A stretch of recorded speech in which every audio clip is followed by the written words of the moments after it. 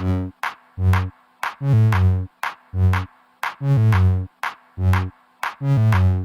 tal, maestro? ¿Cómo va? Bien, ¿y tú? Bueno, nos hemos juntado acá para charlar un poco sobre su libro La Eternidad del Relámpago, que es su segundo libro, ¿no es así? Sí, Yo tengo sí. la edición antigua. Bien, bien, bien trabajadita, bien Sí, sí, sí, está leidita. bastante baqueteada, digamos. Bueno, me parece bien. Bueno, como bien dice en el libro, el, el zen es difícil, pero el sazen es fácil. Entonces, eh, todo esto que está acá en realidad es un complemento de la práctica.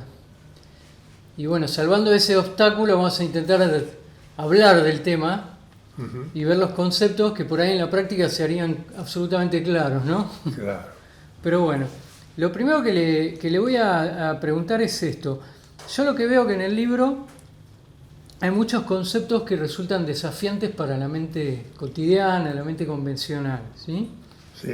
Y hay muchas paradojas Ajá. en todo el texto. Por ejemplo, uno que me viene ahora, que estoy leyendo, es el concepto del tiempo, de que el tiempo lo único que hay es el presente, de que en realidad el pasado y el futuro no existen. También el hecho de que, algo que se menciona en el libro también, de que nosotros creamos esa continuidad, incluso cuando nos despertamos a la mañana y creamos esa línea que une el pasado, el presente y el futuro, pero que en realidad sería como una ilusión. El tema del tiempo es fascinante, por lo menos para mí me resulta fascinante, porque el cerebro no puede verlo de otra manera más que presente, pasado, futuro. Futuro, pasado, pasado, presente, y así, como si eso fuera una continuidad. Si decimos mañana nos vamos a encontrar, nos ponemos de acuerdo a qué hora, y eso es necesario para nuestra vida cotidiana, para nuestras relaciones, para los negocios, para lo que sea. Pero eso es solamente una convención o una convención necesaria, pero es difícil explicarlo con palabras porque Claro. la palabra es tiempo también. Exacto. En la palabra hay un antes y un después, un principio y un final. Pero la vida es mucho más que eso, mucho más rica. Los animales, los pájaros, los peces, son presentes. Ellos no dicen, mañana voy a hacer tal cosa o qué voy a comer mañana. Ellos están siempre en presente. Nosotros, como que decía el maestro Dogen, hemos tenido la suerte incomparable de nacer bajo la forma humana. Esta forma humana tiene muchas ventajas, digamos, pero también en esas ventajas está un talón de Aquiles, que es quedar atrapados en el tiempo lineal, ¿no? Entonces, el tema del tiempo es realmente fascinante.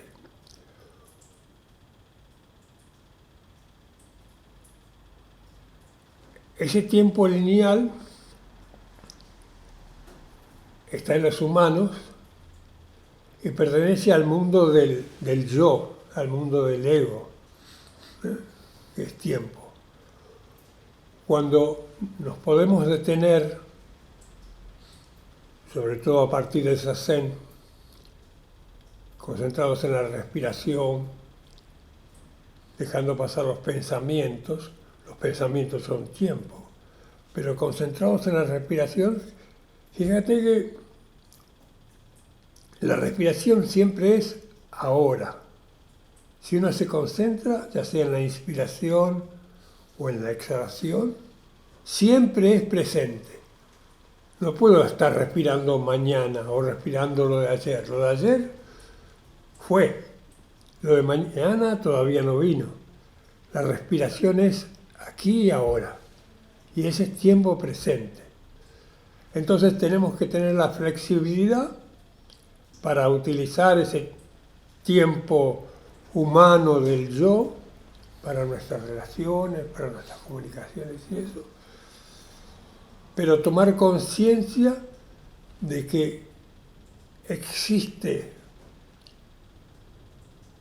por ponerlo en palabras, otro tiempo que es más allá de ese tiempo lineal, ¿no? Recién usted mencionaba al yo, ¿no? Y otra cosa que se menciona en el libro es que el yo en realidad es una ilusión, es inabarcable, es inacible, que en realidad no hay un yo, sino que hay muchos cotidianamente, y que nosotros, así como hacemos con el tiempo, también queremos tener un yo sólido, pero en realidad estamos siempre eligiendo un yo diferente, de acuerdo a la función o lo que estemos haciendo en ese momento. O sea, ¿será por eso de que están unidos tanto el tiempo con el yo? El yo tiene memoria. La memoria es como el archivo de la PC, ¿viste? Vas guardando cosas, guardando cosas, guardando cosas. Pero cada vez que evocas algo del pasado, lo estás haciendo en el presente, ese yo lo está haciendo en el presente, y de algún modo se modifica eso. Se modifica, se modifica, se modifica, se modifica. Entonces, por eso se dice que hay numerosos yo. ¿Cuál es el yo? El yo de hoy, que está recordando algo de la infancia, no es el mismo yo de hace 20 años que recuerda algo de su pasado. Lo recuerda desde el momento presente. Entonces, desde el momento presente, ese es un yo, por decirlo, nuevo. Lo que pasa es que la mente, como tiene el archivo ese... Necesita crear una continuidad. Claro, claro. Además, es interesante porque yo, por ejemplo, me miro en el espejo. Me miro en el espejo cada vez que me levanto en la mañana, me lavo la cara, etc. Y un día descubro, pero tengo una cana, o tengo unas arrugas.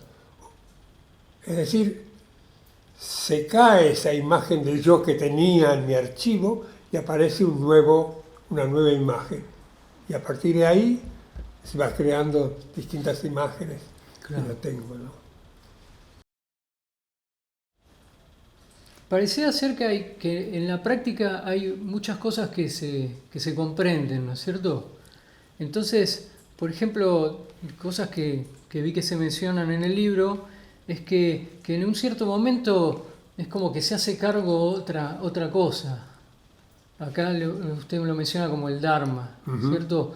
Como que hay un orden universal, por ejemplo, que de repente se hace cargo si uno es capaz de soltar y dejarse llevar y abandonar todo lo que sea, bueno, las particularidades del ego y del yo en la práctica misma.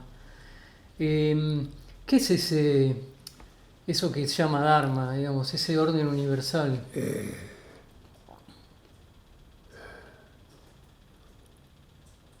La práctica posibilita que yo pueda, dentro de la sangha, dentro del sazen, por ejemplo, abandonar ese yo temporal, ese yo con me gusta, no me gusta, con pasado, idea de futuro, y entregarme al momento. En el momento ocurre lo que ocurre, y entonces la práctica es fácil, pero explicar qué es lo que ocurre, eso lo hace más complicado, Sí. porque mi explicación, vos podrías decir, sí, lo estoy entendiendo, pero lo que estás entendiendo a lo mejor no es lo que yo quiero transmitir. Entonces, a través de las palabras, se va como embarrando, Sí. embarrando ese principio cósmico universal. Seguir al Dharma, seguir las enseñanzas de los maestros, ¿no? Es decir, seguir las enseñanzas de los maestros significa ir más allá de nuestro egoísmo. Cuando se escucha la palabra egoísmo parece que fuera algo malo, o tú eres un egoísta. No necesariamente. Egoísmo, el ego, es algo que todos tenemos y que necesitamos para la vivencia de todos los días. Pero si nos quedamos apegados a eso, no podemos hacer contacto con ese Dharma transmitido, que es lo esencial. Es decir, podemos decir, hoy está lloviendo, o alguna vez, hace un par de años, estando allá en la zona de Bariloche, en el mes de noviembre, primavera, casi verano, nevó. Entonces la mente dice, ¿cómo puede ser que esté nevando ahora que haga frío? ¿No? Pero esa es la mente que dice eso. Lo que está ocurriendo es lo que está ocurriendo ahora, ¿no? Entonces, eso es seguir el Dharma, seguir la enseñanza. La enseñanza de los maestros dice aquí y ahora. Es decir, aquí significa que no existe otro tiempo más que este tiempo que estamos dialogando. Y es una paradoja, porque a lo mejor este video que estamos transmitiendo ahora se ve dentro de 10 años. Pero la persona que está viendo ese video dentro de 10 años es ahora. Es una paradoja. Sí. Decimos ahora y no hay otra cosa más que este ahora nuestro. Y decimos aquí porque te imagines cualquier cosa, cualquier lugar que podrías estar ahora o haciendo qué cosa ahora. Uno puede imaginarse lo que quiera, pero la realidad es que estamos aquí. Claro. Entonces, Sí. si uno saca la cabeza, dice, ¿qué otra cosa hay más que aquí? Porque lo que puedo imaginarme, está muy bien, está en mi mente, en el archivo de la computadora, sea lo que sea. Si yo puedo dejar descansar, apagar por un momento esa computadora necesaria para la vida cotidiana, si yo puedo apagarla, dejarla de lado, estoy aquí. Estoy aquí, estoy contigo, ¿no? Entre otras cosas que yo vi que parece ser que en la práctica se hacen evidentes, una es que, por ejemplo, se siente la libertad, o se siente que en realidad no hay amenaza. Digamos, usted lo pone como la frase no hay donde escapar, ¿no? Que no hay nada que nos amenace, que somos libres en realidad y que estamos completos. Es así, ¿no es cierto? Eso en la práctica se hace un poco evidente. Cuando uno está en un momento conflictivo por amores contrariados, por negocios que vinieron mal, uno está preocupado y en el mundo de su mente a ver cómo arreglo esto o cómo soluciono lo otro. Cuando eso se apaga,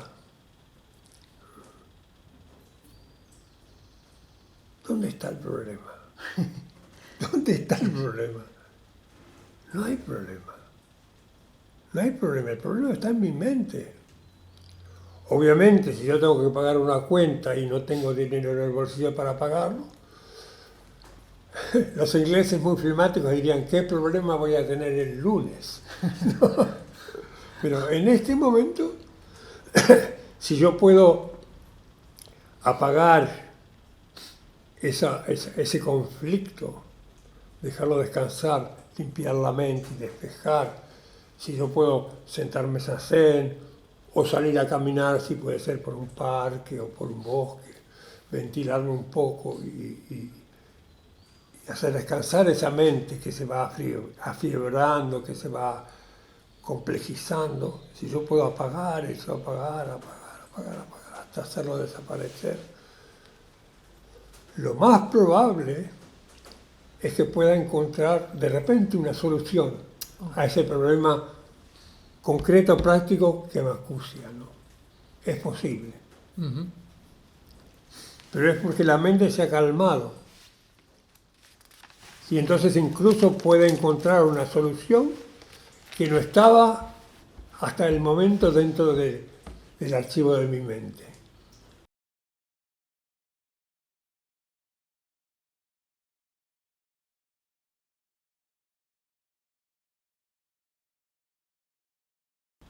Otra cosa que se menciona es que en cierto momento de la práctica uno puede como beber de la fuente, se llama usted, ¿no? Y incluso habla de hablar desde la fuente. Y yo me imaginaba que en realidad todo lo que está recogido en el libro, que fue recogido en expresiones que usted tuvo en los Zazen y en la Sejin, son cosas que salen de la fuente, digamos, ¿no? De hecho, particularmente a mí me pasó cuando leí la primera vez este libro, es que yo hacía muy poquito que venía acá, no entendía casi nada, no muy diferente que ahora, pero... Fantástico, fantástico, fantástico. No hay nada que entender. Pero sentía que el libro hablaba desde un lugar muy verdadero, como que me vibraba o me resonaba en algún lugar y yo decía, esto es verdad. Entonces, una cosa que se me hizo patente es que ese saber estaba viniendo de algún lugar profundo, digamos, ¿no? Perdóname si te interrumpo. Yo creo que ese lugar profundo está en todos nosotros. Que está tapado por nuestros conocimientos, necesarios, como digo, pero está tapado por el yo, está tapado. Cuando podemos silenciar eso, ese conocimiento profundo surge Emerge. de una parte.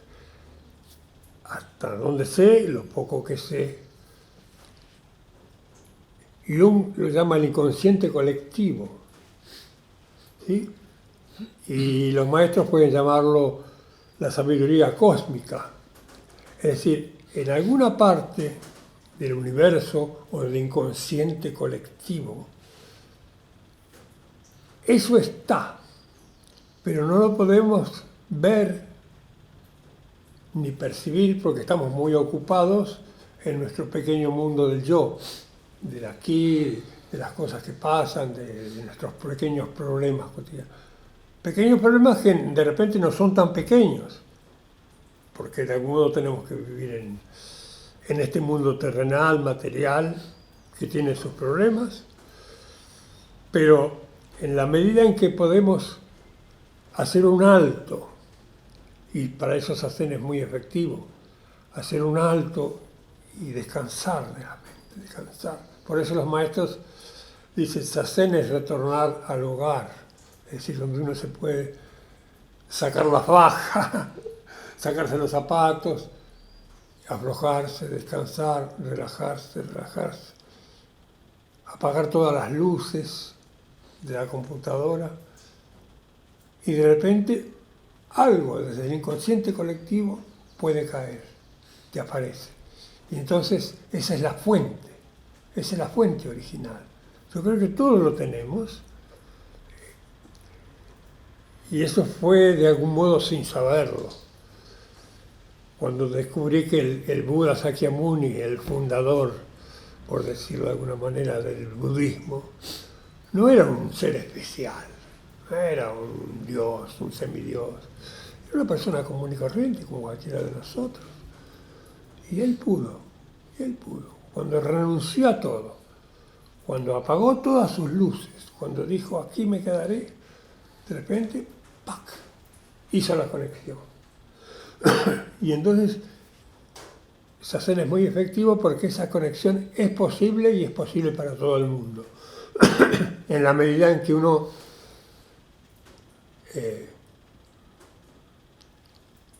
se anime a despojarse. Por eso yo siento que la práctica, la estructura del zazen, la estructura de una sesshin, son muy, muy ricas, muy buenas, porque a alguien le puede pasar así, que de repente se ilumine solito, y ha pasado. Pero estando dentro de la sangha, estando en comunión con los otros crean, junto con uno participando, una atmósfera que posibilita que se pueda entrar en el silencio y que esa luz, llamémosle iluminación, o que ese contacto con el inconsciente colectivo caiga o penetre o entre. Uno no lo puede buscar, uno tiene que prepararse para. Hablando de lo que es la vida de un practicante comprometido con el zazen, digamos, ¿no? Me pareció entender que el practicante comprometido de zazen tiene como núcleo la práctica del zazen, y obviamente después tiene una vida cotidiana, tiene un trabajo, cosas, tiene relaciones. Seguro. Pero siempre vuelve, digamos, a la práctica donde encuentra su equilibrio, Uh-huh. ¿es así? Y después, bueno, en el mundo de su trabajo, de sus relaciones, un concepto que aparece es el samu, ¿no es cierto? Uh-huh.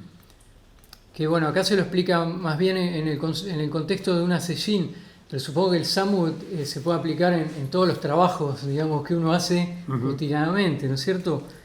Y bueno, una cosa que usted comenta, que de la cual hace mucho hincapié, es el no dejar cosas sin terminar, Sí. ¿no es cierto? Sí. No dejar cosas sin terminar. Ese es un punto muy importante, ¿no? Comienza, termina, comienza, termina, comienza, termina, comienza, termina. Si no terminara la extracción, no podría venir la inspiración.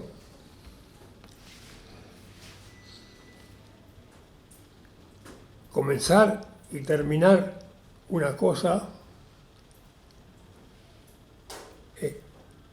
es la vida misma eso. Es decir, si yo estoy trabajando y teóricamente termino de trabajar y me voy a mi casa a descansar, pero mentalmente no lo terminé, estoy llevando ese trabajo a mi casa y estoy teniendo mi casa con eso, ¿no? Es importante terminar, porque terminar es la posibilidad de poder empezar algo nuevo, terminar. A veces pongo el ejemplo de abrir y cerrar una puerta, ¿no? Es decir, yo abro una puerta, entro a la habitación para tener privacidad, por ejemplo, cierro la puerta. Cuando cierro la puerta, lo exterior queda afuera y estoy ahí, en ese lugar. Claro. Yo puedo estar en ese lugar. Si yo termino realmente con mi trabajo, realmente, físicamente y en mi cabeza, puedo estar en mi casa, sin el peso del trabajo encima que está ahí. Si yo, por ejemplo, me quedo entretenido hasta muy tarde mirando la tele o algún Videojuego. Sí, Un videojuego. un videojuego, lo que fuere. Cada uno puede entretenerse como quiere, pero si no lo puede terminar, eso se lleva a la cama, se lleva al sueño, y entonces el sueño es más. Puede ser muy movido, puede tener fantasmas y cosas. Y después también habla ahí, bueno, dice por ejemplo que si los demás están activos, están trabajando y uno está mirando de afuera o está evitando hacer el trabajo, digamos que no está contribuyendo también. Eso es parte del SAMU, ¿cierto? Eso es parte del SAMU. Y eso es trasladable al trabajo cotidiano de uno, en todos. Sí, sí, sí, sí. A ver. Uno va a un trabajo, lo que sea, y por eso recibe un dinero, lo que sea, y eso es necesario. Pero si yo trabajo exclusivamente por el dinero y estoy pensando en el fin de semana que voy a descansar, ahí se me complica. Mi mente empieza, es perturbador eso. No hay presencia en lo que se hace.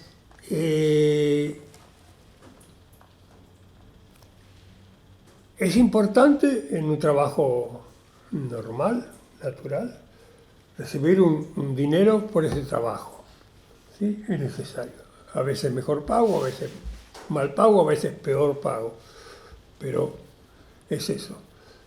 En la medida en que yo puedo decir, bueno, tengo ese trabajo porque no tengo otra cosa, porque necesito llevar dinero a mi casa, necesito para vivir. Perfecto. Pero entonces, ahora estoy en el trabajo, voy a tratar de concentrarme en este trabajo y hacerlo lo mejor posible, sin pensar en cuándo voy a cobrar, cuándo voy a disfrutar el fin de semana.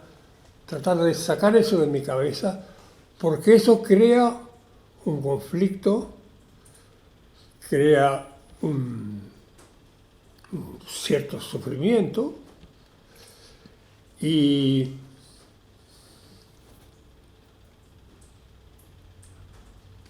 la vida se complica en la medida en que nosotros dentro de la práctica de Zazen tenemos lo que hablaste, el SAMU, que es el trabajo, y realizamos ese trabajo junto con los otros y sin elegir el trabajo. Es decir, no hay una jerarquía de que hay tareas que son... No la hay. Es decir, la mente ahí no interviene. Entonces, alguien podría decir desde afuera, sí, pero en mi trabajo está el jefe, están mis colegas que me empujan a ver quién ocupa mi sillón. Es distinto. Si uno puede practicar el SAMU dentro de la Sangha, puede empezar a aflojar un poco las tensiones de su trabajo cotidiano. Y si es un trabajo muy insatisfactorio, bueno, tiene que animarse a dejarlo. Eso es fuerte, pero tiene que animarse a dejarlo, hasta poder encontrar otro. Porque el hecho de trabajar, el trabajo es necesario para conseguir el alimento, para mejorar, limpiar el lugar, para lo que fuere. El trabajo es necesario, la acción física es necesaria. Y entonces, eso cuando se hace junto con los otros, es en beneficio de todos, sin de este o el otro en particular. Es en beneficio de todos, ¿no? Y esa sería la idea del SAMU, ¿no? Y que no hay tareas, por ejemplo, bueno, las tareas rústicas no son de menor categoría que las delicadas. Es muy interesante eso, porque a alguien le dice, tu tarea va a ser crear un arreglo floral. Consíguete un florero, te vas al jardín y acá están unas tijeras, prepara un florero. Y a otro le dicen, tú vas a limpiar los baños. ¿Sí? Y entonces la mente dice, los baños es feo, es sucio, es la merda, está todo ahí, nuestra parte, digamos, nuestros desechos. Escatológico. Claro, escatológico. Y acá está la vida, la creación, la belleza. Eso es lo que dice la mente. Pero si uno aparta la mente, esta tarea de crear este arreglo floral y la tarea de limpiar los inodoros, los baños, hay una película muy interesante de Bill Wenders, Perfect Days, Sí. se llama, que Del limpia año los pasado. baños. Sí, sí. Él limpia los baños. Me acordé ahora, me vino a la Sí. mente. No hay tareas indignas, no hay tareas mejores y peores. Es la mente que está condicionada, que dice que esto es mejor o esto es peor, pero no lo hay. Bueno, otro concepto que aparece muy claro en el libro es el concepto de fusé, que sería dar. Y lo que me parece muy curioso es que usted lo describe como que, obviamente, aparte del hecho de ser generoso en el dar, también es un dar cuando se recita el sutra, cada sílaba es un dar, o cuando en la respiración, cuando cada exhalación es completa, la inhalación también, como si el fusé fuera no quedarse con nada, entregar todo en cada acción. ¿Puede ser que sea por ahí? Sí. Pues es una gran enseñanza.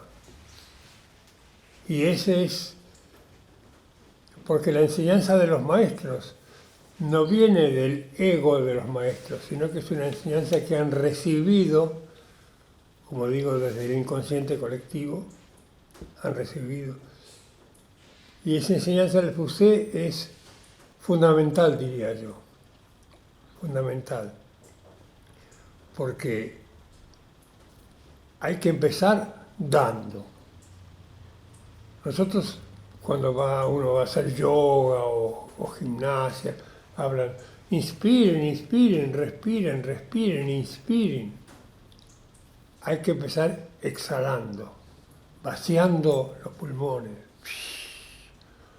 Cuando más das en la exhalación, más podrás recibir. Si uno da poquito, para recibir poquito.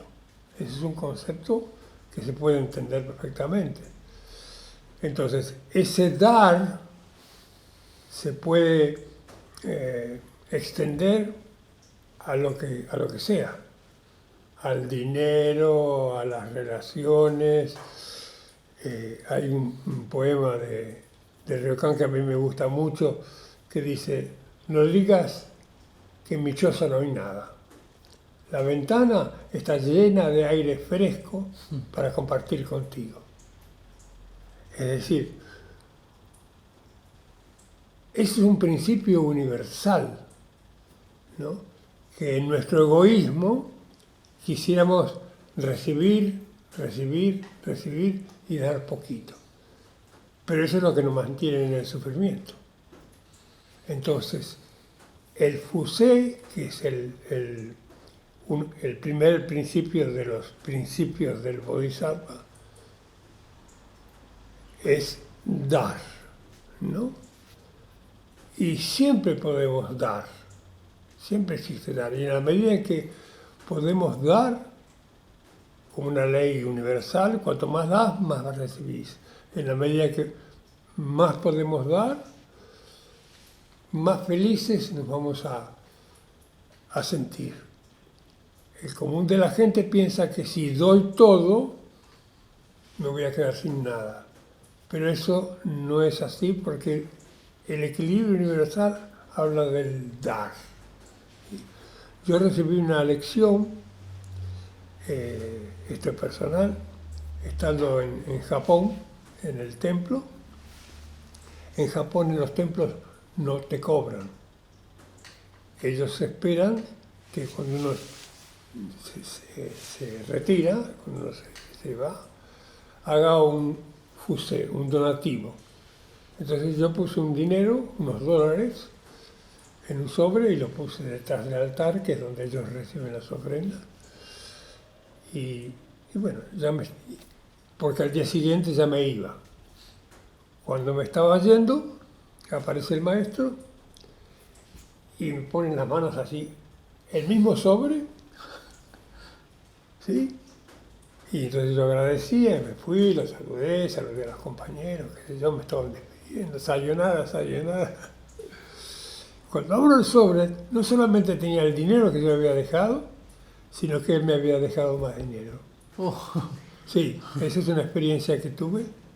Me tocó esa vez, las otras no, pero esa vez fue así, fue una enseñanza muy buena, porque en Japón ya casi es una forma, una tradición, ¿no? Cuando alguien, un pariente, un amigo se va de viaje, generalmente le dan un sobre con dinero. Como no van a poder estar con ellos, como no lo van a poder abrazar, para el viaje. Cuando Roshi-sama, mi maestro, me dio ese sobre, me dijo for lunch, para el viaje, para que comas algo en el viaje. lunch. Sí, como dándole, digamos, una menudencia. Sí. Y poco o nada, no importa, lo importante es dar. Y dar hace muy bien, hace dar muy bien. Lo femenino en la madre es un dar, es un dar. No te pide nada a cambio, eso es. Ese es un ejemplo muy, muy rico en nuestra naturaleza. La madre siempre está dispuesta a darte el pecho cuando eres un cachorro, un niñito, un bebé. Está dispuesta a recibirte aunque hayas cometido algún desliz, alguna fechería. Bueno, vení. Séntate acá al lado mío. Claro, dar sin condiciones. Exacto. Incondicionalmente. Exacto. Entonces, en la medida en que uno puede dar sin esperar respuesta, la respuesta vendrá. Tal vez no de la persona esa, pero vendrá de otras partes. De otra parte va a venir. En la medida en que uno puede dar y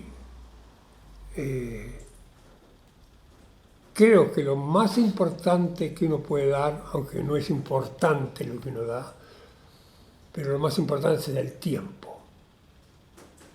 Nosotros no solemos valorar nuestro tiempo. Nuestra vida acá en este mundo es muy limitada, muy limitada. Aunque vivamos 100 años o más, en algún momento se acaba. Y el tiempo es valioso. En la medida en que uno va descubriendo el valor del tiempo, entonces trata de no perderlo en tonterías, en locubraciones intelectuales tortuosas, sino utilizarlo para descansar, para trabajar, para relacionarse con los amigos, lo que fuere, pero también para dárselo a otro que necesita que lo escuche. Un enfermo necesita que uno esté sentado al lado de su cama, por ejemplo. Eso es fabuloso. Es casi tan fabuloso como el poema de Reucán, la ventana está llena de aire fresco para compartir contigo. Uno no hace nada, está sentado al lado del enfermo y simplemente está ahí. Y a lo mejor está entubado y no tiene conciencia muy bien, pero hay una atmósfera que en alguna parte lo va a percibir. Y si no lo percibe,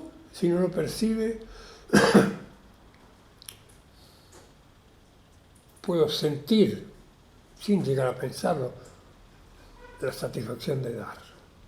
Dar. Cuanto más da, más se recibe. Eso. José, muy importante. Se hace mucho hincapié en la postura, ¿no? En el zazen. Y hay a ver si lo encuentro acá, que lo anoté, que la forma y... La forma y el vacío. Eso, la forma y el vacío son lo mismo. Y que trabajando con la forma, uno también está trabajando con lo interior, digamos, con lo intangible, ¿no? Seguro. Entonces lo que decía el libro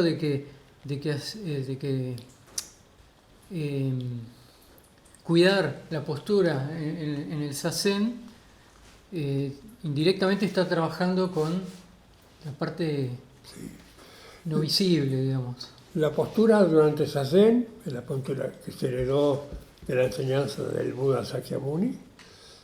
Es una postura también cósmica y universal. Es una postura que nuestros indígenas se sentaban así. Los bebés, vos y yo nos sentamos así, cuando todavía ni sabíamos hablar. Es una postura así universal.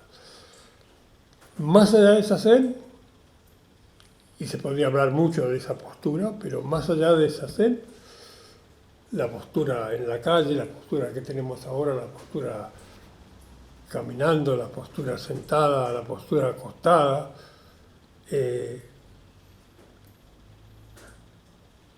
hablan de nuestro espíritu. Si nosotros estamos deprimidos, cansados o tristes, vamos a estar inclinados con la cabeza caída, con poco poder de respiración, y eso invita a una mayor tristeza. Y está bien, hay momentos que uno necesita llorar y está bien, pero modificando la postura se modifica nuestra conciencia, se modifica nuestra actitud frente al mundo. ¿Sí? Si yo miro la vida así, la miro con nostalgia, con melancolía, con ciertas dudas, no sé qué va a pasar. ¿Sí? Si yo la miro así, la vida es como una lucha con la cual tengo que encarar y pelear para conseguir y obtener. Si yo la miro desde una manera más equilibrada, la veré de una manera distinta. Y al mismo tiempo, eso, entre comillas, me ayuda a encontrar mi equilibrio, pero también crea una atmósfera y crea una influencia con los otros. Claro. ¿Sí? Si yo voy a buscar un trabajo, yo vengo acá porque, qué sé yo, me van a dar a lo mejor el trabajo y me van a dar 3 monedas. Pero si yo voy con una actitud más equilibrada, puedo también mejor evaluar y seré mejor recibido también. Es un poco lo que acá también comenta de la dignidad, ¿no? La dignidad en la postura y en la forma de estar en la vida. Seguro, ¿no? seguro. Sí, porque nuestra actitud frente a la vida nos cambia la vida. Parece una perogrullada. Porque también cambia el entorno. Si yo rectifico mi columna, rectifico mi vida. Si yo rectifico mi vida, voy creando una atmósfera en mi entorno que es muy distinta. Así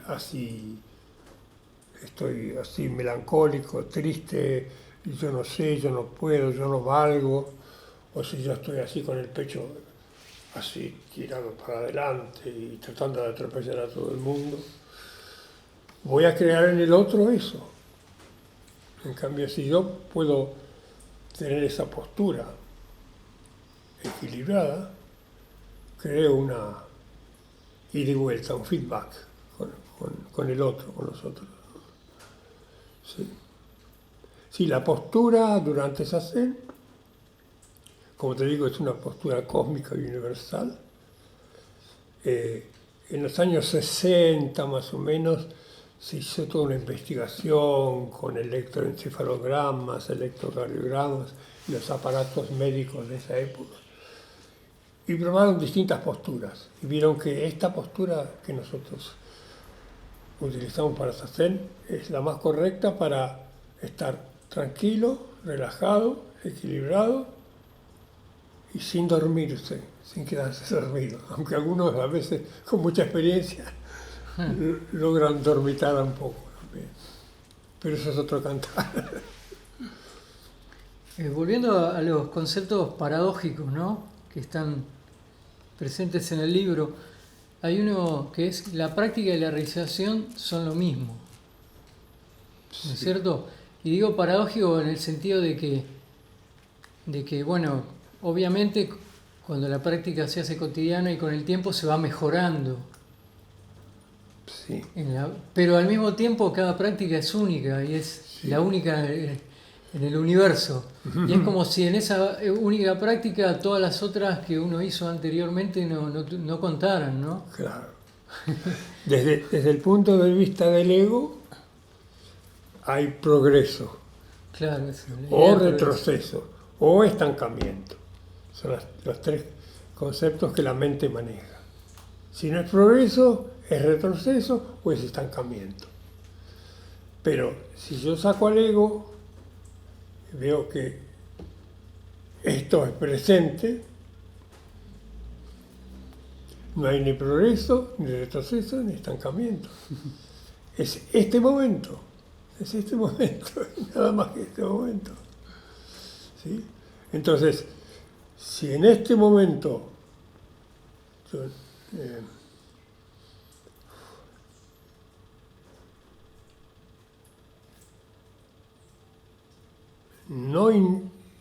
en este momento debo intentar ir hasta el final, dar de mí lo mejor que pueda y entregarme totalmente, que eso fue lo que hizo el Buda.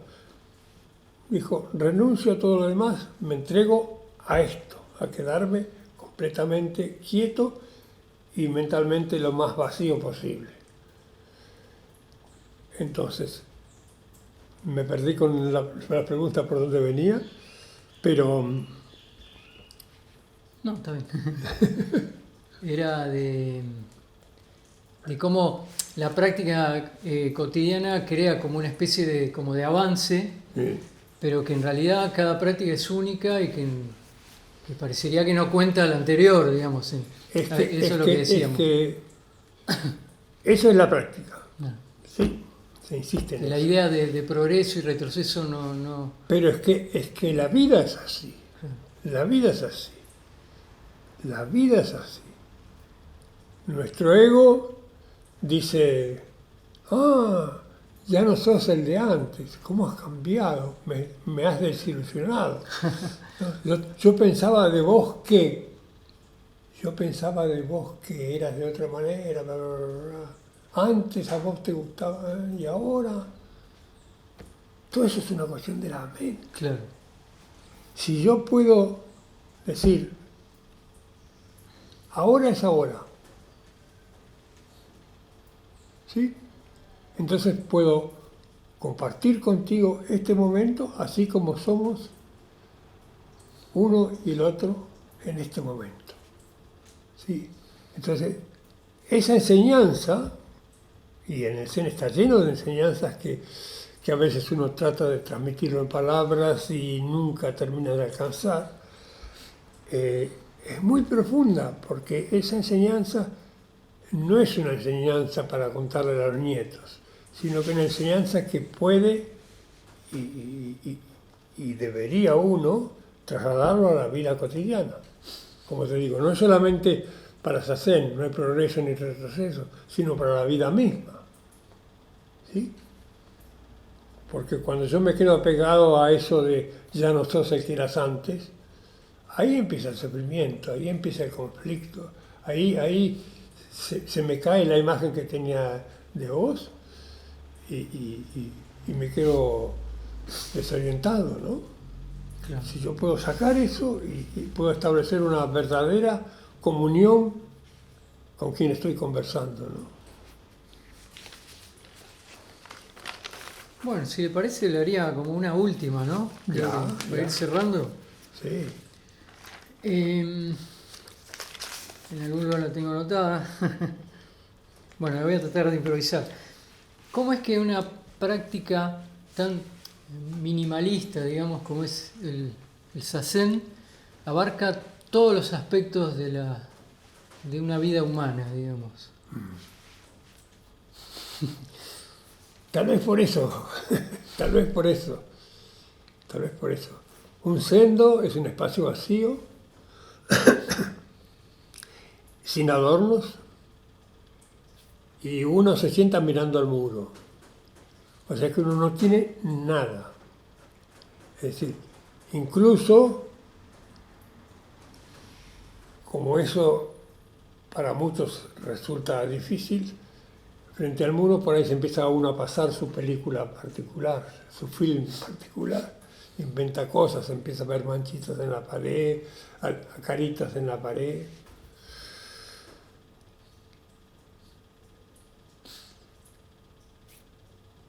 Lo que hace la práctica de esta Zen, la estructura del Zen, es ponerte en contacto con tu ser esencial.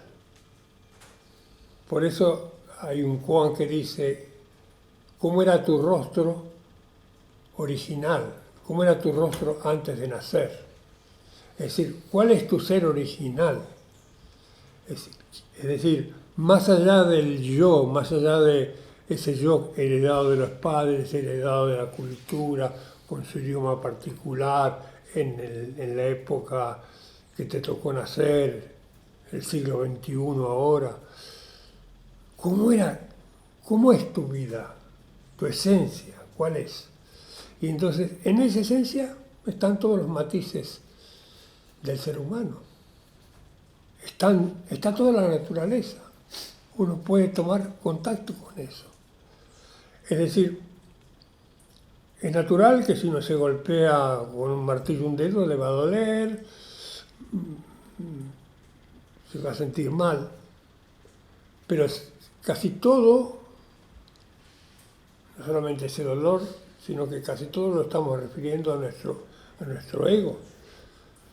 Y nos olvidamos que venimos, alguien diría, de las estrellas del universo, que encarnamos y cada uno encarna por un padre y una madre de forma distinta, en lugares distintos, con idiomas diferentes, etc. Pero que esencialmente somos esa misma esencia, tenemos esa misma esencia. Entonces, uno descubre también que esa esencia no está separada del otro. Si bien, como digo, cada uno es distinto, pero no estamos separados. El aire que respiramos es el mismo, con todo. Y ese mismo aire es el de los pájaros, es el mismo, el que necesitan los árboles, las plantas para vivir.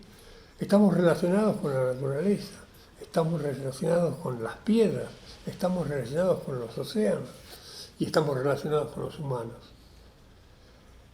Cuando nos quedamos muy encerrados en nuestro egoísmo, empieza el conflicto, la lucha, ¿sí? Porque puede haber atracción, amor, sexualidad, fantasías maravillosas, después viene la desilusión, después viene el proceso de separación y dicen este es horrible, aquella es horrible, y el divorcio, los abogados, etcétera. Y eso es humanamente algo que ocurre y no sé si decir que es natural, pero es algo que ocurre.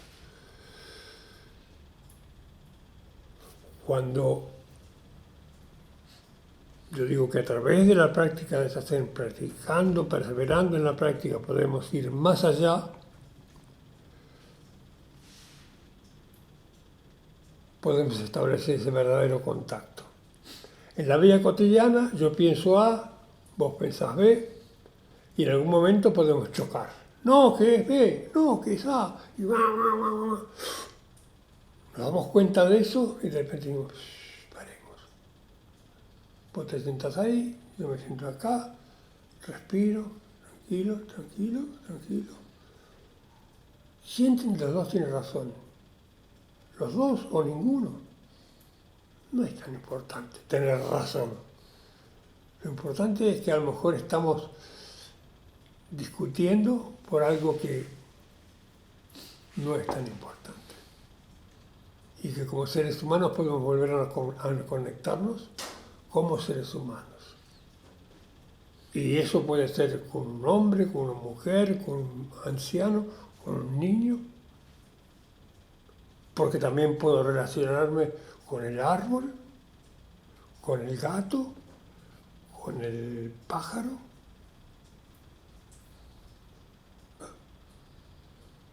Empieza a aparecer otra cosa. Así que bueno, Así que bueno, aquí estamos. muchas gracias. Gracias por tus preguntas, Muchas gracias. son muy interesantes. Y me comentaste que lo habías prestado. Sí, un par de veces lo he prestado a personas que le interesaban mucho. Sí, yo creo que el libro es como una botella tirada al océano, con el mensaje adentro. Claro, Es un mensaje y está bien, pero en la medida en que más allá del libro podemos hacer los pasitos, estoy golpeando la mesa, y sentarnos a practicar, eso está bien. El libro es un vehículo, como digo, una botella tirada al mar o un bote que te puede llevar a la orilla de la práctica. Pero lo importante es la práctica, porque con el libro uno está leyendo, recibiendo intelectualmente, sintiéndolo, pero es como leer el menú del restaurante. tal cual. Después habría que ir al restaurante.